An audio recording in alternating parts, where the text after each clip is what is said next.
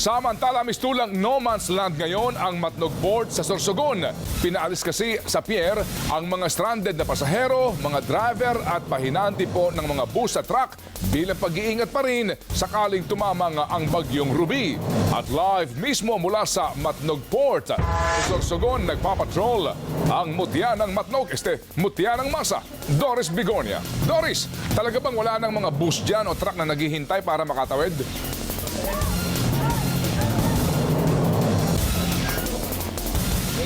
Ted, malinis na sa ngayon itong pier at hindi lamang ang mga stranded na bus at truck ang inalis dito kanina, kundi pati na rin yung mga karinderya at mga tindahan na nakapaligid dito sa pier. Tinataya kasing 3 hanggang 4 na metro ng daluyong o storm surge ang maaaring humagupit dito sa lugar. Kaya para maiwasan ang anumang sakuna ay kaagad na idineklarang no man's zone itong pier. Mag-aalas 3 ng hapon ay isa-isa nang pinalabas ang mga truck at bus na kagabi pa stranded dito sa pier. Kinausap ng mga taga-Ports Authority, LTO at LTFRB ang mga driver, pahinante at helpers ng mga truck at bus kung bakit kinakailangan silang umalis.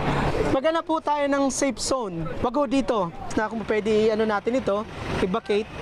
Kasi baka umangat ang tubig at delikado po.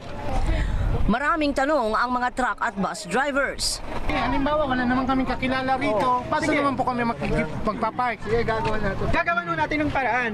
Yung Irusin ho, malapit lang. Yung Huban, malapit lang din. Kasiguran, malapit din. Mas safe ang Sorsogon City. Basta Maharlika, bawal po. Pagka may mga nakabalaan doon sa highway at magdadala na ng relief goods, nakaharang tayo, di ba?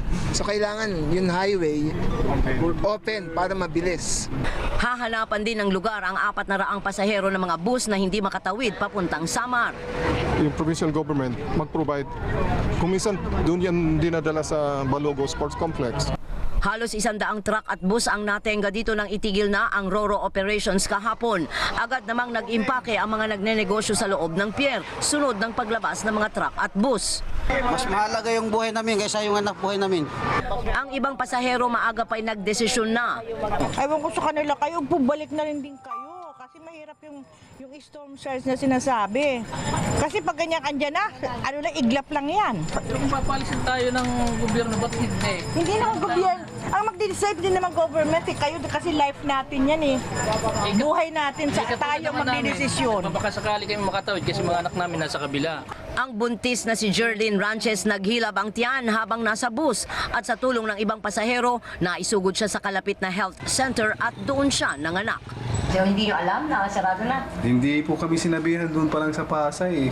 Pinag-iingat din ang mga residente, tinukoy ng mga LGU sa mga evacuation centers na pwedeng puntahan sakaling manalasa ang bagyo. Ang mga residente namang ito hindi na kailangang paalalahanan, maaga pa'y naglagay na ng pangkalang sa kanilang mga bubong. Pag dumaan man, wala na kaming isipin na natatanggal yung bubong namin.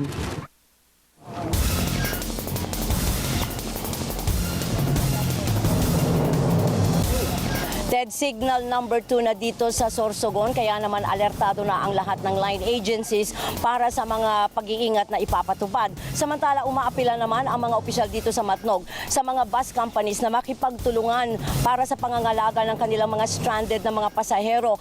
Partikular dun sa pagbili ng kanilang mga pagkain dahil marami sa mga pasaherong yon ay sakto lamang ang dalang pera nang dumating sila dito. Ted? Oo nga. Maraming salamat, Doris Bigonia, mula sa Matnog sa Sorsogon.